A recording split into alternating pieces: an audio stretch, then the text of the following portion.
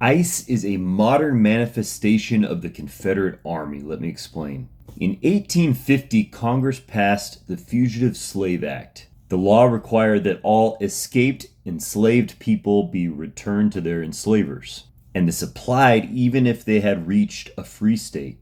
This essentially turned the entire North into a hunting ground. No black person was safe because they were judging everyone.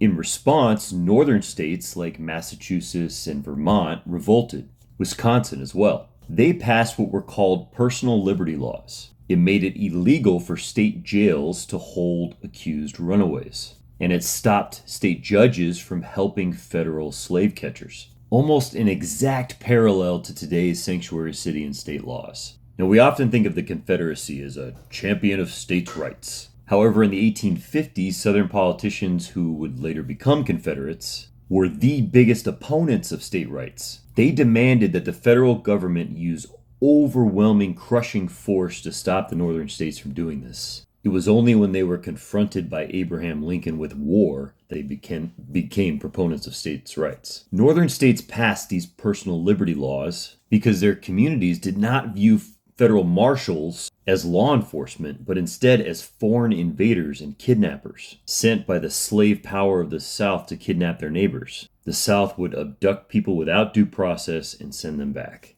And because of that, some of them were not even slaves to begin with. Now, the North may have won the Civil War itself because they forced the fighting to end, but the South never actually lost. Although slavery was abolished after Reconstruction, the South did everything they could to make sure that slavery was only illegal on its face, but not in actual effect. If you're paid a little, but you can't leave and you have to pay your rent to your former slave owner, I don't think that's much different. When that eventually stopped working, it was followed by segregation. Now again, back to before the Civil War and after the passage of the Fugitive Slaves Act. The South enforced this with fugitive slave patrols. Those patrols would eventually fight for the Confederate Army and then would eventually be the start of Southern police forces. That's how modern policing started.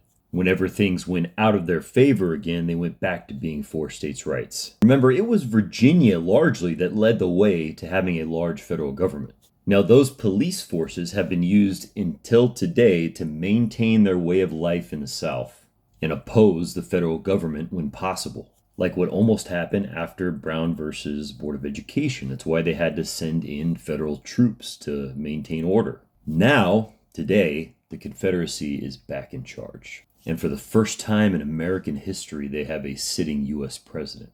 They've had supporters, but not a modern-day Jefferson Davis like they do now.